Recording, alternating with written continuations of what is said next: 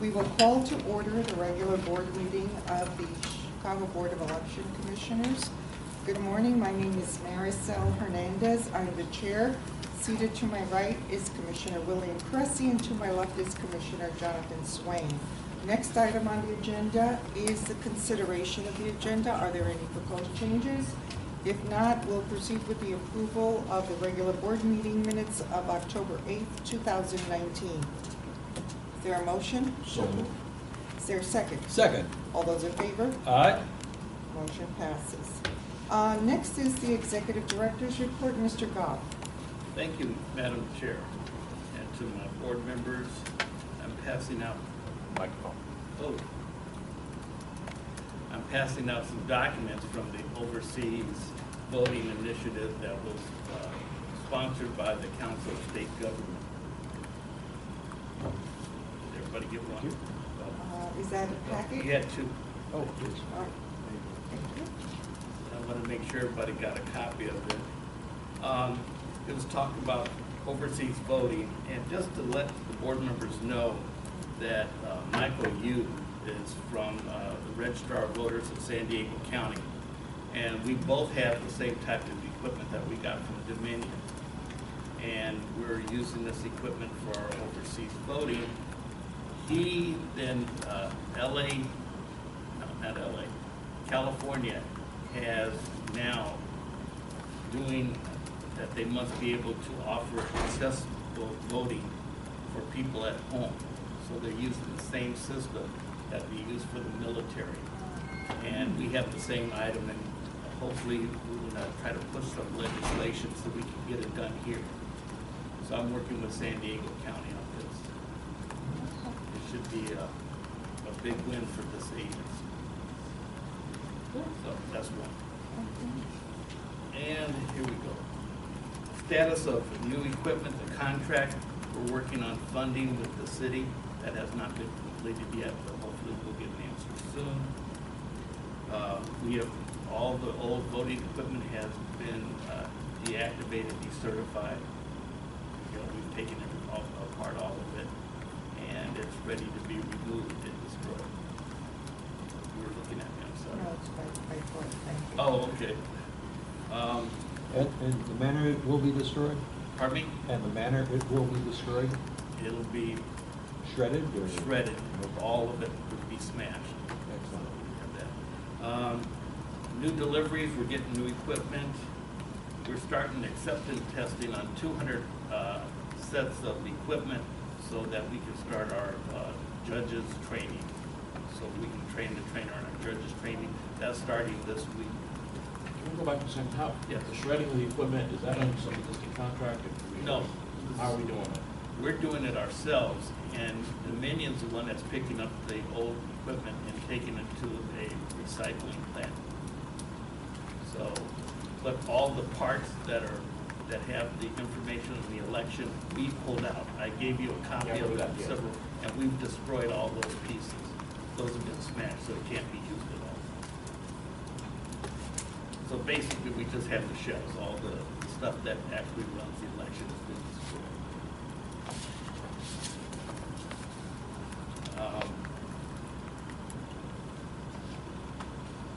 We have ES&S has finished the certification for the card activator.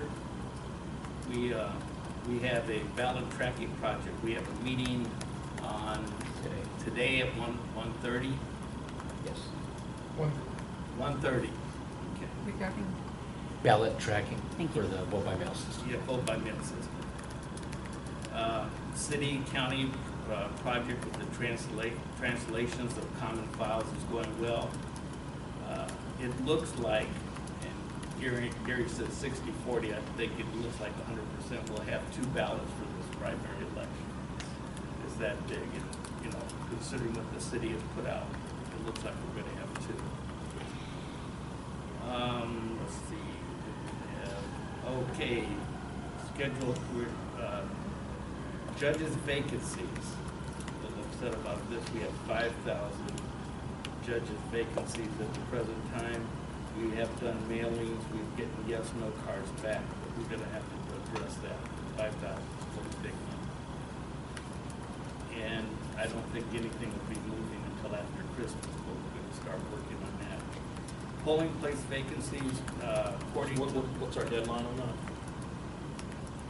well, we have, We can take applications for judges and still get them in for training all the way until early February, realistically. What's it? Because training sessions will continue all the way until the weekend weekend before, before the election. or the Friday before election. Do we have a plan for how we're doing larger outreach on this, or is it, we haven't come up with a plan yet?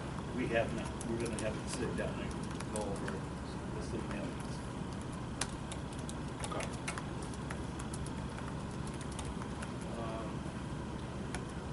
Pretrial detainees.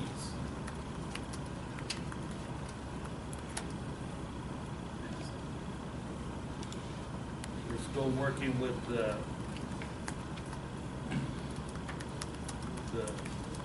sheriff's department. That's going well.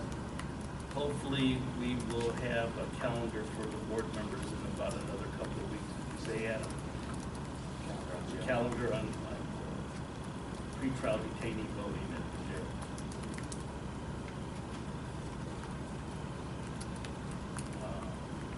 We've ongoing with equip for equality. I know their contract's up for this meeting. We've had meetings, several meetings a week with equip for equality and with the Justice Department. That seems to be going well. You know, we have extra hours for doing petitions. We had a busy the other day, so we do not have as many objections as I thought we would have. Yeah. I think we'll be in good shape.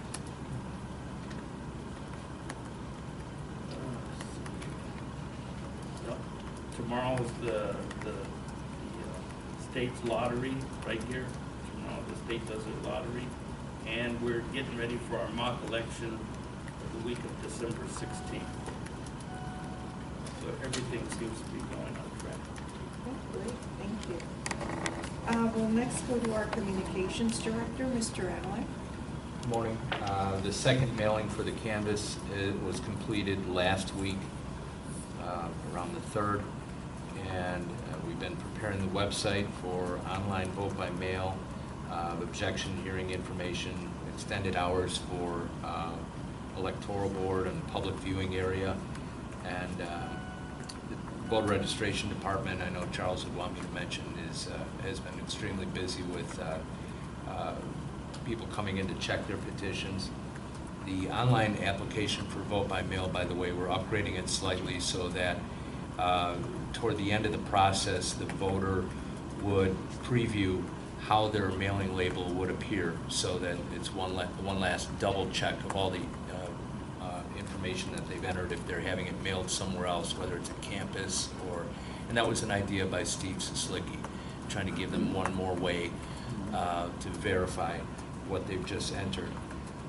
We would like to request, we had a bid opening yesterday, or several bid openings regarding forms, envelopes, signage, I voted sticker or wristbands, and the Judges of Election handbook to give the printers as much of a jump as possible. Ms. Walls still has to go through the verification process of whether or not they met all of the standards requirements for the bids, but if we can piggyback after next Monday's meeting, the electoral board meeting, a special meeting to approve those or consider approval of those. And I'm making that request at the same time I'm making a conflicting request. I took an invitation to speak at a Council of Government Ethics Officials next Monday, so I won't be here for it, but hopefully you can. Okay. Sounds good. Anything else? Is that it? That's it. Okay, thank you. We will next go to old business and infrastructure projects, changes in election administration and voting equipment. I think we've addressed that. Electronic poll books, is there anything new? No, everything's going real well on that. Okay. Legislation, Mr. Lasker? Well, the omnibus bill officially went nowhere, so we didn't have any changes to election law. session, they'll go back in session in January. We thought that it was gonna move. Okay. Now we'll go on to new business, and the first is the award of the contract for court reporter services. And we had at least two. This was an RFP, and the lowest bidder is Veritex Legal Solutions, and this is the same court reporter we have used previously. Veritex, I believe,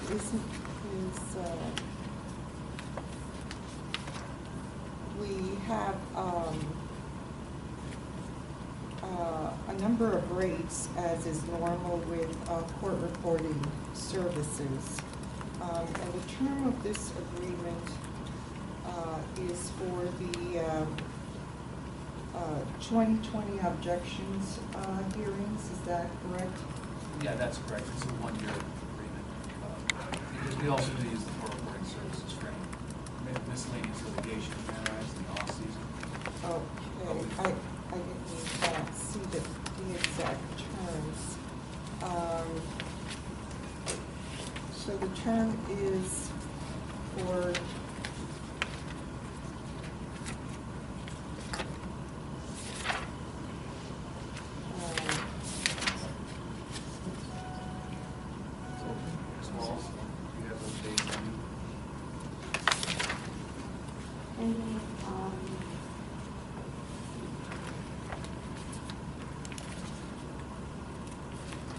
November 2020, November 31st, 2020. The month of December here, then through November.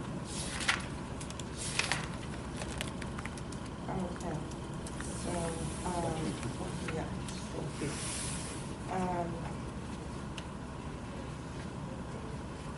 This is there a motion to? I have a question. Yes. So I'm looking at the price schedule for Veritex. It talks about appearance rates, and it says that hourly rate for an appearance is $75, and that the minimum attendance is 2 hours at $200. So it seems as if that the hourly rate's really $100 the first 2 hours. Is that right? Does that make sense? Yes. Yes. Where the other one, it clearly lays out the hourly rate and the minimum as being the same. So I just want to make sure that that's I see with Lexitas, it says 220 for that 2 hours. right. But the hourly, as I looked at it, the hourly was 110. So that seems to make sense. But when I see 75 and 200, I just want to make sure that that's Well, we will have to pay a minimum of 200 per appearance with Veritex. For the first and 2 that's hours. $75 an hour. Yeah. Mhm. As compared to 220 for the first 2 hours. Okay.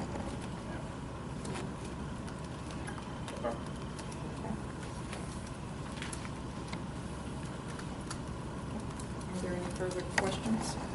If not, is there a motion to approve the contract with Veritex and authorize the executive director to execute the agreement with the parties for the period, for a 12-month period in 2020?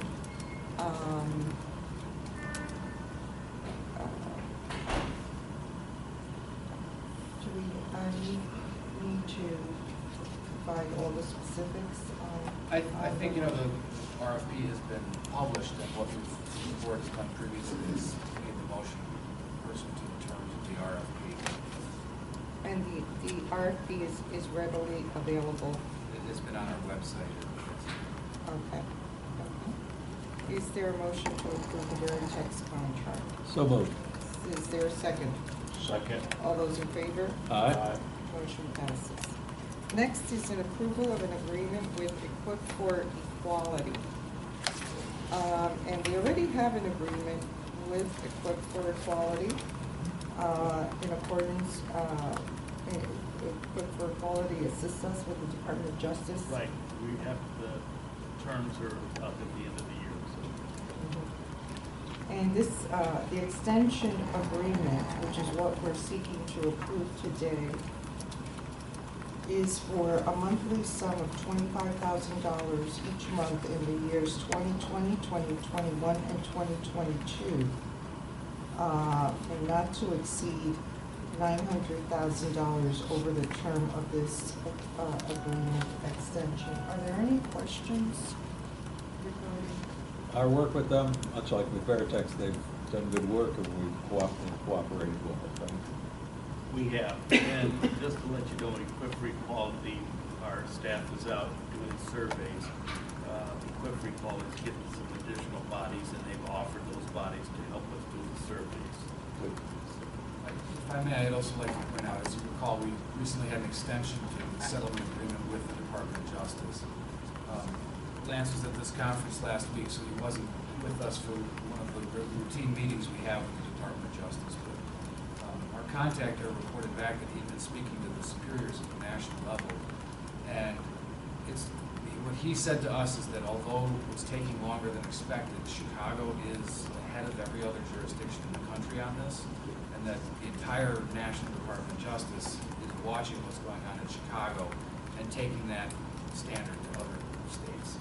So again, I just want to point out that although this project is taking longer than expected, it's going quite well with the Department of Justice as well. And why are we doing 3 years? That's just through the end of the agreement with the Department of Justice. And what do we see are that Equip for Equality will be doing in 2021? 2021 is going to have a lot of reviewing of the surveys, and we're anticipating all the surveys will be done by the summer of 2020. And then it comes time to work with the agencies to get the remedies put into place, and then resurvey to make sure that the places have been made accessible. So there's a lot more survey analysis and more surveying to be done. And is there any hope or thought that the agreement with the Justice Department could end early? It could. And will this agreement, does it dovetail with that agreement so that if it ends early, then this ends early? It can't, because we can cancel the agreement, terminate any kind of. Right. If there are no further questions, is there a motion to approve the extension agreement with Equip for Equality for the years 2020, 2021, and 2022 in the amount of $25,000 per month and not to exceed the total sum of $900,000 over the term of this extension agreement? So moved. Is there a second? Second? All those in favor? Aye. Motion passes. Next item on the agenda is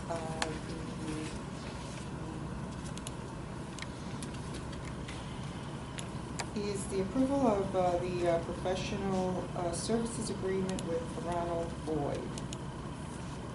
And Mr. I will speak on that. Ron Boyd happens to be overseeing our sites for early voting. You know, right now, with the sites that we have for early voting, electrical seems to be a problem. The equipment that we have now pulls about 15 amps. It's more than what the old equipment pulled down. So he's out there actually checking electrical, and we've also had the city go in and do electrical work at some of the locations. And that's what Ron Boyd's working on right now. And I'm glad he's out there doing his work. So can you explain or justify why the hourly rate's going from 45 to 55 an hour? Because when we put the first part of my contract, I told him that's all I was going to pay him to see how he was going to do. He's done an excellent job. Okay, still a lot of increase. It's a $10 increase. Okay, but 45 is where it's been for how long? 2 years. Is that something he requested? Or was it? He came to me about that, and Charles and I both agreed to it. And we use the services every Around election time. for every 3 years. Is that right? I mean, I'm sorry, 3 out of 4 years of use of service, is that right? Yes. Okay, and so his hours during that election time period, He has- up to this He has a cap, yes. Okay, but did he reach the cap? No, he hasn't.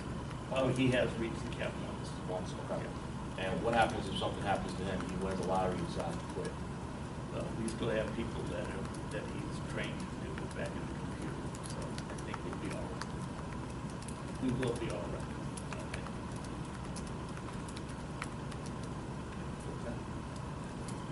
Any other questions? Not at this time. Is there a motion to approve an agreement with Ronald Boyd for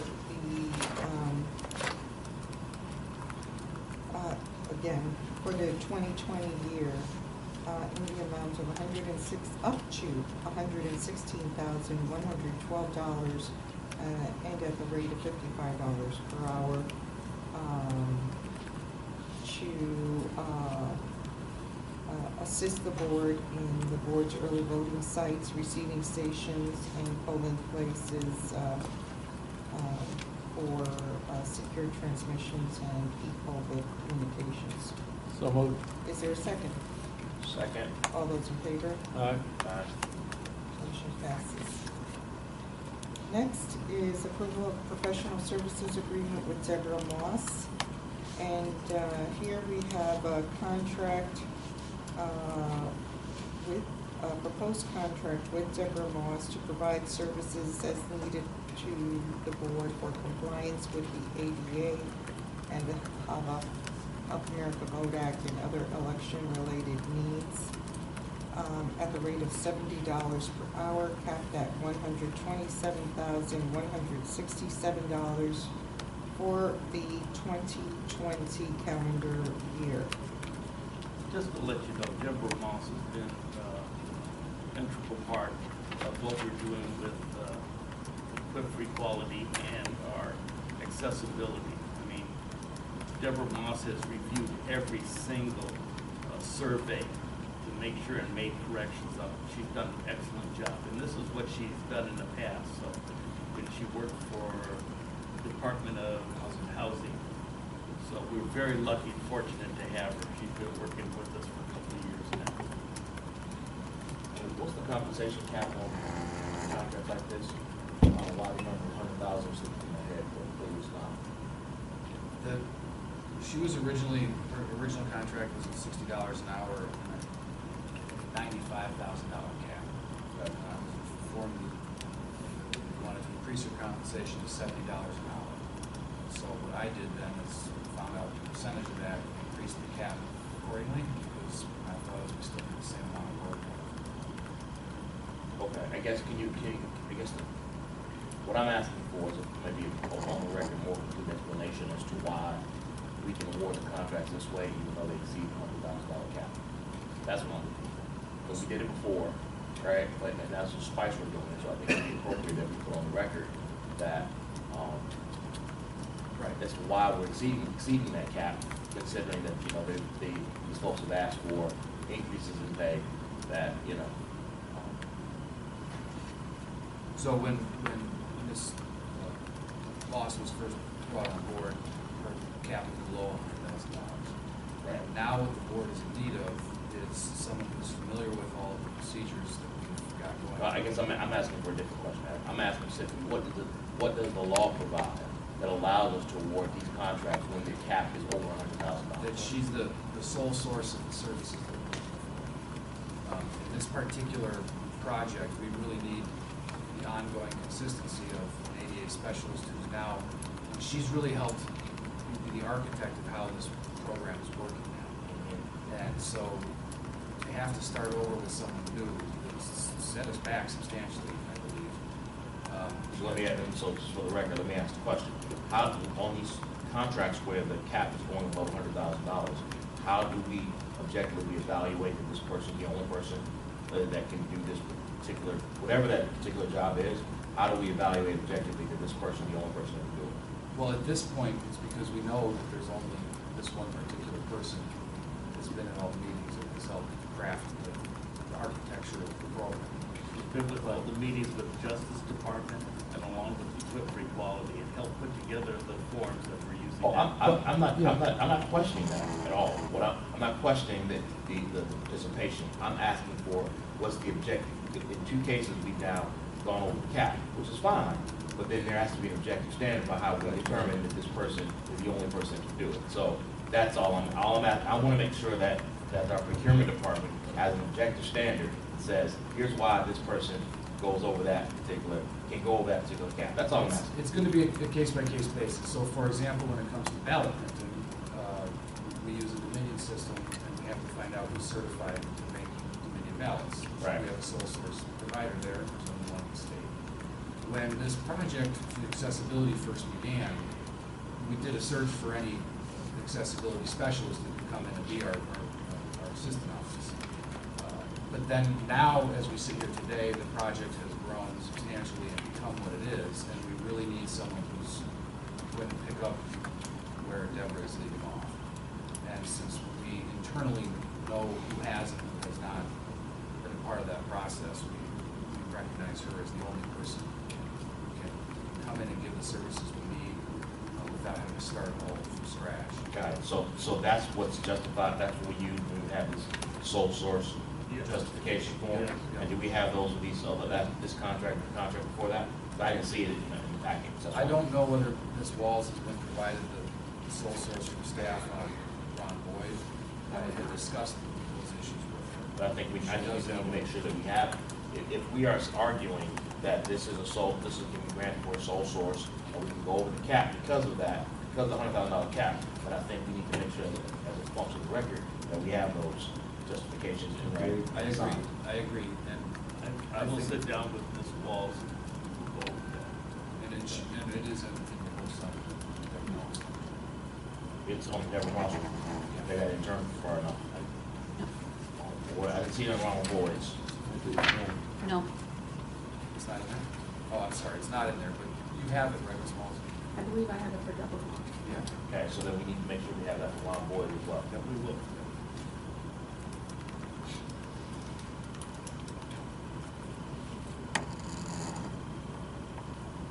And since we're apparently having a special meeting on Monday following the electoral board meeting, can we make sure we have copies of it by then? Okay, thank you. Are there any other questions regarding the professional services agreement with Deborah Moss?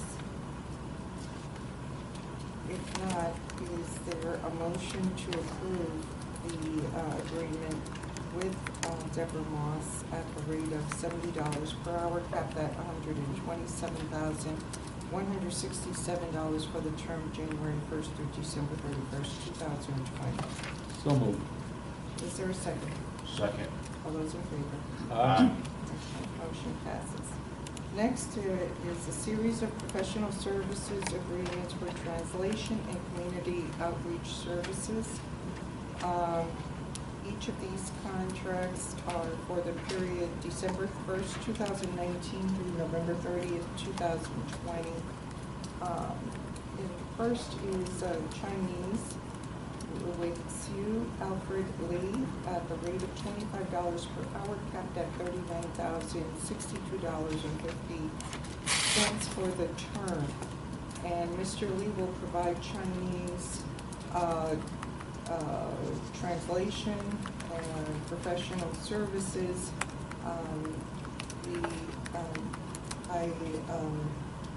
I know we already have Jane.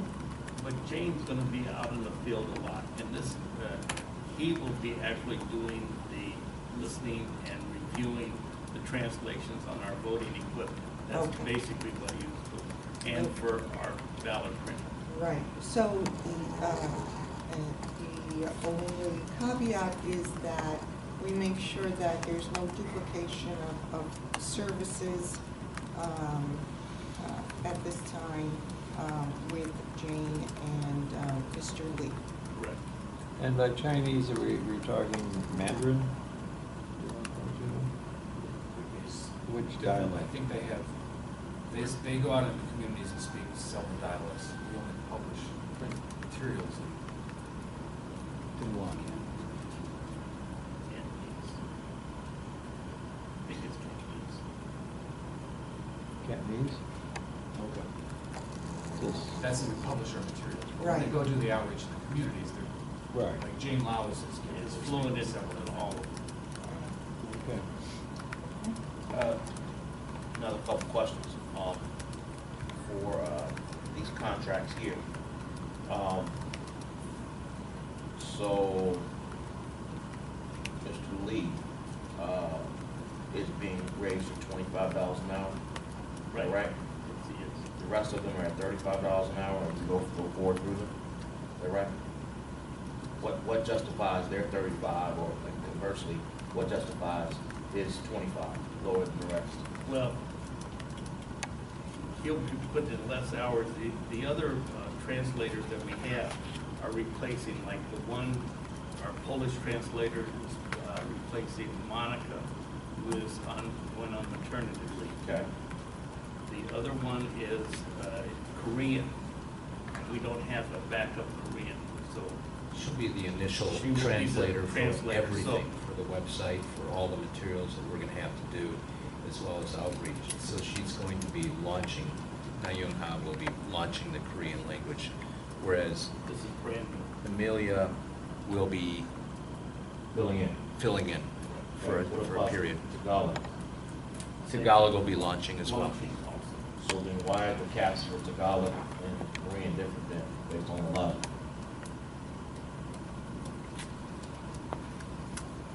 I think that's just based on the estimated time, number of hours that the community services department believes they're going to need.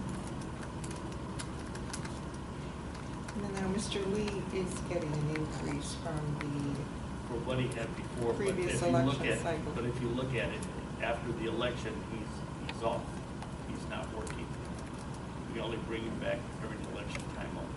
Yeah, I guess the question I'm asking is not so much a question of cap, the question is a question of rate per hour, because if time is an issue, that can be cut down and you can minimize the contract, right? So I'm just trying to understand how do we get to this, especially on contracts like this, how do we get to the rates per hour? Again, from the previous contract, we had two increases. I'm just trying to understand how do we objectively justify the rates per hour? And you're saying in this particular case, you have one that's $10 less, and so I don't want to make sure that we're not doing anything. We're not, but he's not the person that's solely doing the translation.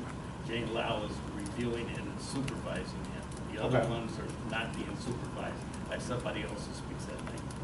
So The other Okay. three are basically the leader for each language. group. Okay. That's a justification, and I'm comfortable with that. I just think going forward, I think it's important as we start talking about these contracts and hours, and as how should I say this? One of the de facto impacts of the city and the state raising minimum wage is that the wages for all across the board will begin to increase. As you see here with Mr. Lee going from 16, which would have been basically almost minimum wage, to $25 an hour. As you see with these other contracts that have been increased $10 an hour. So as you see relative wages that are going up, they're not always going to be in line with procurement codes. So I think as we are probably will have to make different exceptions like this unless the procurement codes come in line. I think it's important that we have written justification objectively that establishes for the board and for our records how we come up with the numbers and the caps and the rates that we have for every contract we have like this. Understood. So, that's all.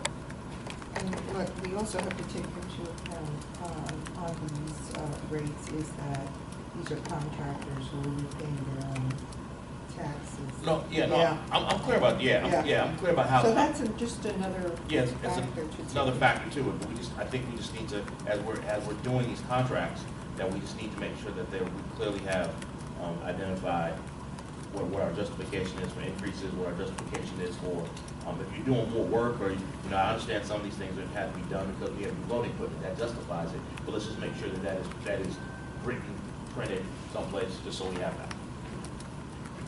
Understood. And in terms of sole source procurements, Ms. Walls has done a great job of creating this system. That's why I was able to ask about the other question, because I didn't see it. I saw one, I didn't see the other, so we're good. Yeah.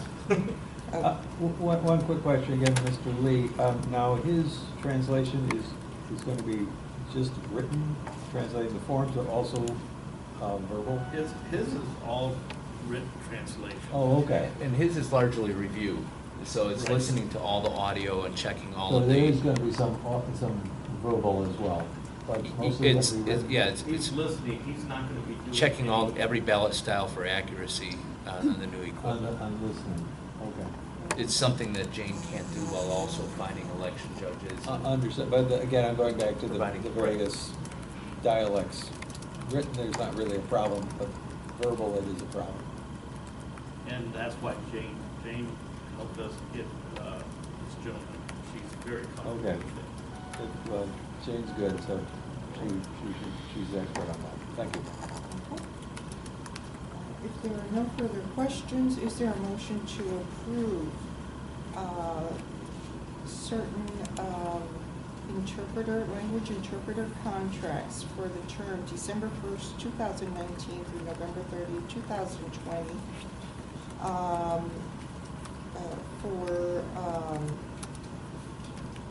at the rate of $35 per hour, and specifically Nayoung for the Korean language at $35 per hour, capped at $72,800 for the term. Emilia Wojciak, a Polish translator at the rate of $35 an hour, capped at $12,000 for the term. And Levon Guzman, Tagalog language, at the rate of $35 per hour, capped at $52,000. In addition, Chinese translator, Alfred Lee, $25 per hour, capped at $39,062.50. Is there a motion to approve? So- Is there a second? Second. All those in favor? Aye. Motion passes. We have now a contract between the Board of Elections and Mulcrone, Schuetzner, for services as a certified forensic document analyst. And Ms. Schuetzner has been our handwriting expert for the past 2 election cycles. And this proposed contract is at the rate of $300 per hour for her services, which is the same rate she has always provided the board. And it would be a 12-month term. And the contract would be capped under $100,000. I would just like to point out that we did a full nationwide RFQ in 2017 after our longtime handwriting expert retired. And so that's how we found Ms. Schuetzner, was through the RFQ process. At that $300 rate, she did come in as the most responsive and the lowest price bidder. And now she's continuing to agree to stay at that rate. And she appreciates the project. Is there any questions? No, she basically does our handwriting analysis, correct? But is available for any other document forensic work. Yes, she is. That's correct, and she has also done training for our staff members who do records exams during the cohort process. Last year, she created a little bit of PowerPoint curriculum and led a class for them on it. And Charles Holiday and Jim Carly said that very well. So, yeah, she's helpful in other ways. And she puts in the hours, especially during the time when we need to get petitions done. She put in very long hours over the weekend, so she's very good. And it's looking like things shouldn't be too bad this time, but she also did, for the 2019 cycle, we reviewed more signatures with the total board than we believe the agency has ever done before. 600,000. Over 600,000 signatures were reviewed. She ended up subcontracting in 3 more attorneys. Now, under the RFQ, she could subcontract, there was cap on the contract. Because this is now an individual contract, it's capped. The board may need to do an individual contract with the additional handwriting experts if needed. However, we'll soon be talking about the number of production cases that it's going to be necessary. Are there any questions, further questions? If not, is there a motion to approve a contract with Ellen Mulcrone Schuetzner, the forensic, certified forensic document examiner, for a 12-month term, December 10th, 2019 through December 9th, 2020, at the amount of $300 per hour, capped at $100,000. So moved. Is there a second? Second.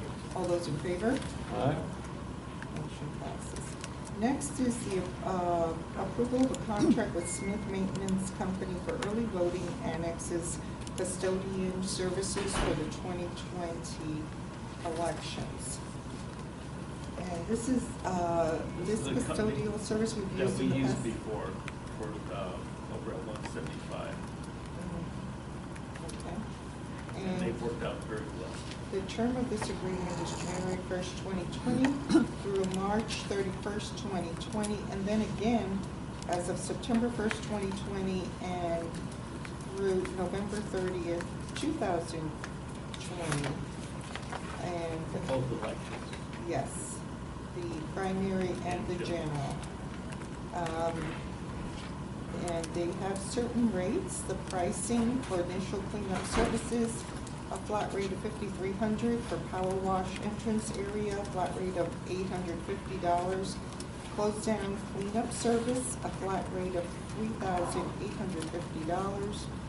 A weekday hourly rate of $40.75 straight time.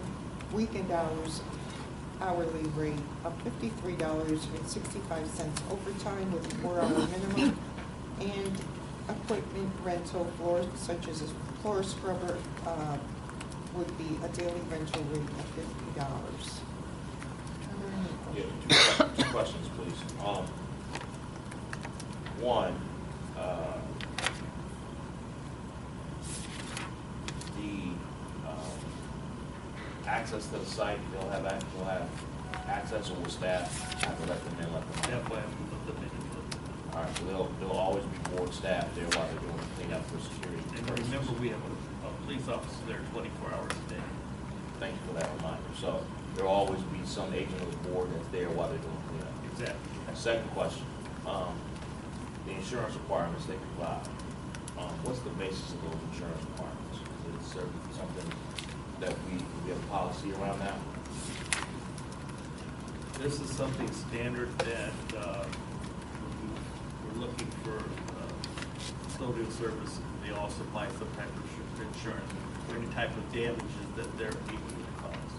No, I get that. I just wanted to It's standard in industry, obviously.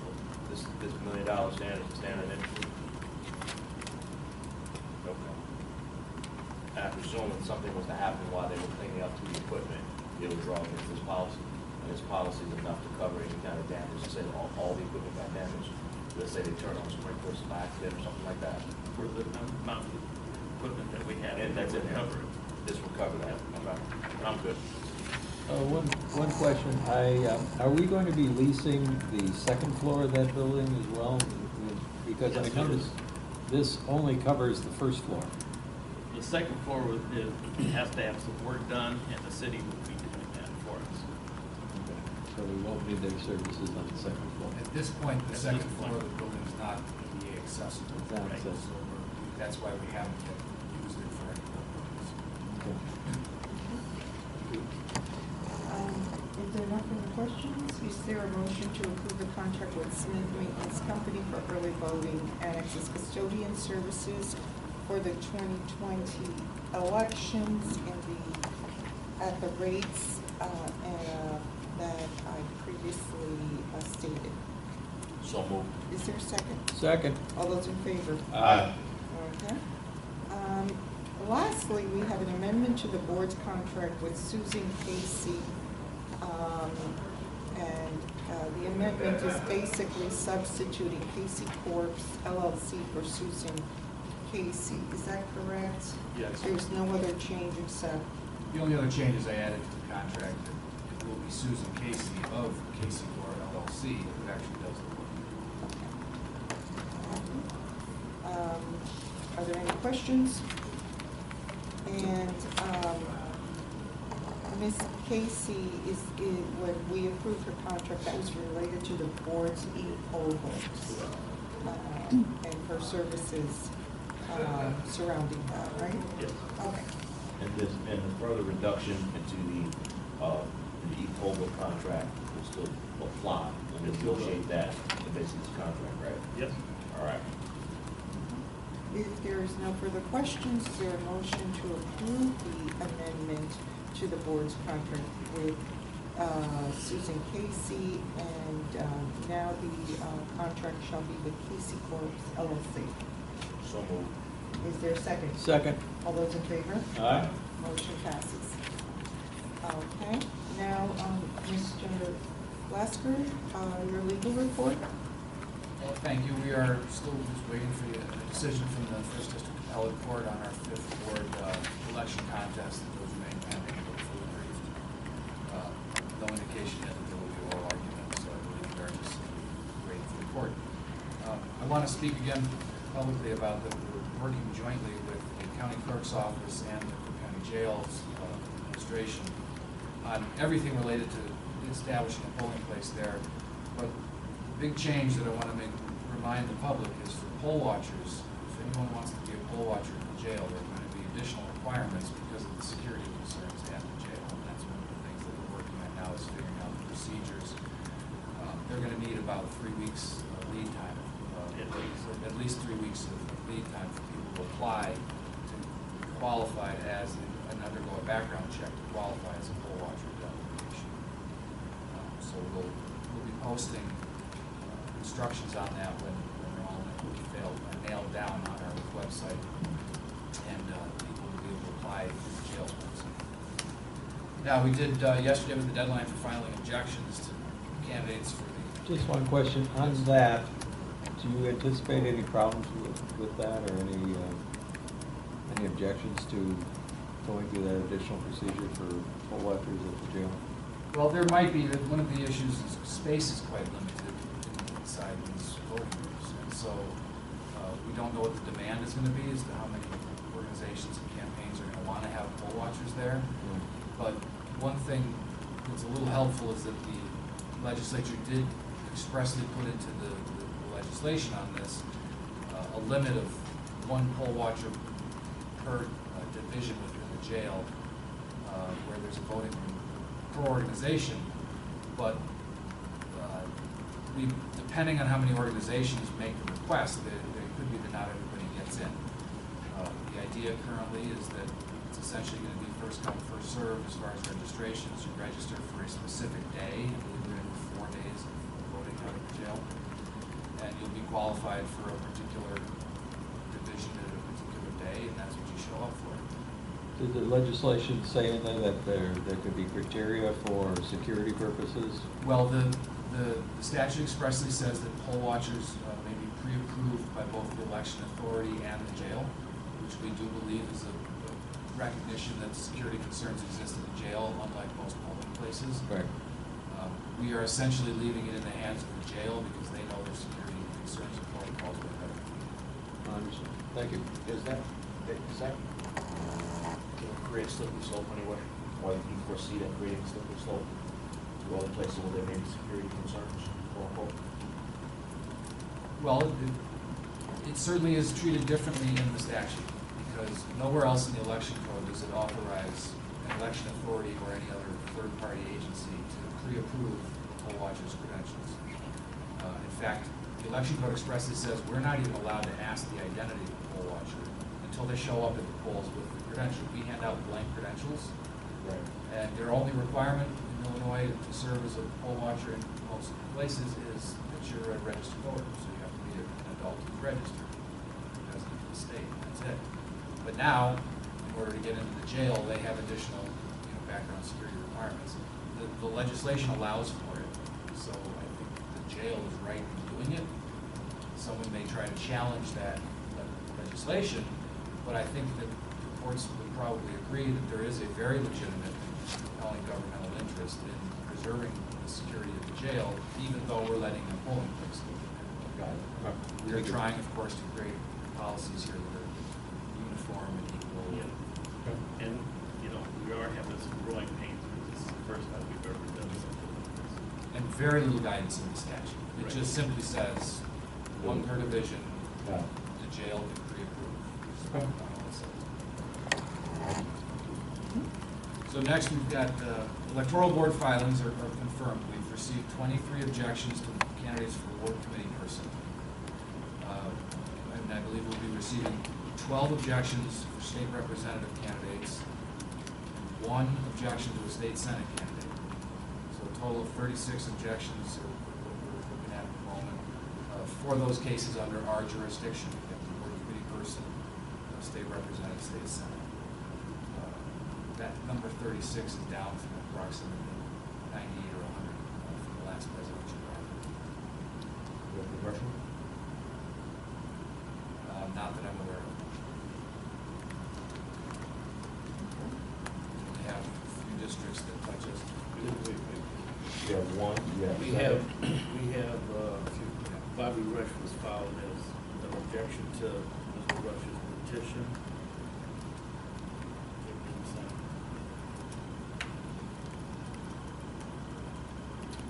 We do have a few, 1, 2, 3. Yeah, but we won't be hearing those. Those are heard by the State Board of Election. Oh, we heard Certain ones we do, but if they expand beyond Cook County even for one block, they fall under the state. Okay, got it. I can give you a draft. Do you know, has the county and the state had a drop-off in objections as well? Pardon? Has the county and the state had a dramatic drop-off in the number of objections as well? It depends on the office, though.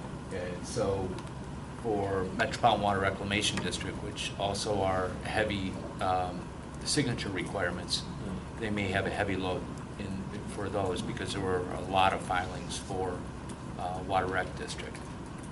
So, But have you spoken with the county folks? I haven't spoken with them, but their numbers are a little down as well. It just seems there's across the board. It's like all of them are down.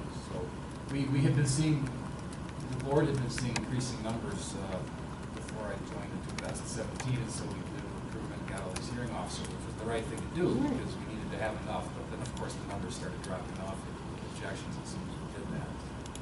Scared them away. I guess so. Yeah, okay. And speaking of hearing officers, we do have a briefing session with them tomorrow afternoon to have them up to speed for beginning the hearings next week.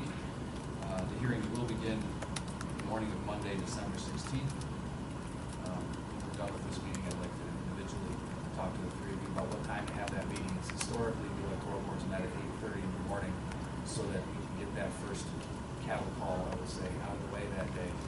But with only 36 to 45 cases or so, we have a little.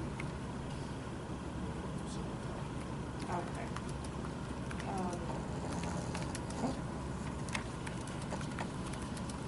Thank you. Anything else? That's it. We have no financial report. I did not receive any requests for public comment. At this point, is there a motion to go into executive session to discuss personnel matters? Is there a second? Second. All those in favor? Aye. Okay, we will adjourn right now for executive session. We will return back out, and we will take no action in executive session. We are back in open session. The trustees took no action in closed session. And at this time, I will entertain, if there's nothing more, I will entertain a motion to adjourn until Monday, December the 16th, at a time to be determined, where we will have a special board meeting. Is So- there a motion to adjourn? So moved. Second. All those in favor? Aye. Or